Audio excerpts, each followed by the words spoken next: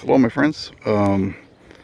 Just doing a little landscaping work in my house, and I had to trim down the holly bushes and all this front vegetation that was getting really overgrown. And here's a quick tip. Well, this is what I've always done to prevent weeds and maintain the stable temperature on the house. This area here hasn't been watered since 2012. Just keep that in mind.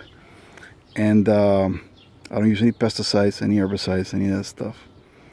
So what I do is that I cut all the vegetation and I drop it right in place. And maybe I mulch it, I cut it to smaller pieces, the bigger branches, and then all the nitrogen that's in that green vegetation, I'm gonna go to the store right now and get me maybe 5 or 6 bags of wood chips, and I'm going to lay it on top of the vegetation, of this cut down vegetation. This will create like a small compost heap, a compost pile with all the greens and the browns from the wood chips, and that will warm up the soil, make sure the weeds die that are underneath it. I think I have many to begin with. I've never had any weeds in this side of the house. This is the north side, and even though it gets a lot of sun, still I always put a lot of wood chips. So I've always kept the weeding in this area to nothing. I really don't weed it, and so that's what's going to happen. Now you're going to see here behind the bushes, there's some more. I put some more of that stuff in there. That'll compact in a couple of weeks. It'll compact down, and if you can see down there, I don't know if you can see all that way down there. There's a lot of leaves and a lot of mulches, basically living mulches that I've cut here from my own backyard, and that keeps the temperature of the foundation of the house stable because it retains humidity. And this is the north side, so it's always going to be a little bit humid. So I don't have to worry about my foundation being unstable because of lack of humidity or shifts in soil temperature that cause the soil to expand and contract. At least not in this part of the house.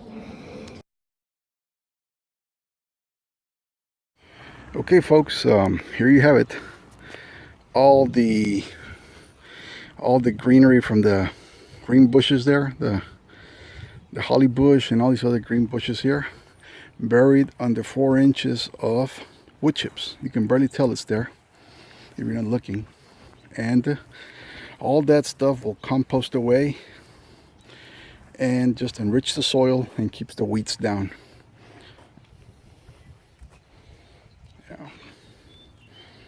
All this has been mulched. It took me 10 bags, 20 cubic feet of mulch to mulch this front bed, and this will keep weeds down the rest of the year, probably until the end of next year as well. I do this about once every 2 years, and this works great for keeping grass out of your beds.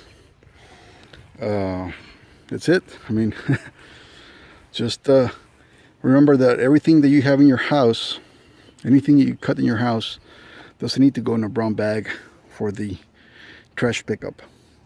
You can just recycle everything in your house and keep it in your house. I mean, your soil is producing it.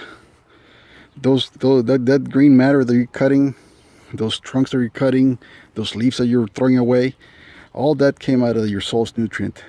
And if you throw that away, you're throwing away soil nutrient. And what's the side effect of that? That you have to be always constantly putting fertilizer and amendments to your soil because you're throwing them away.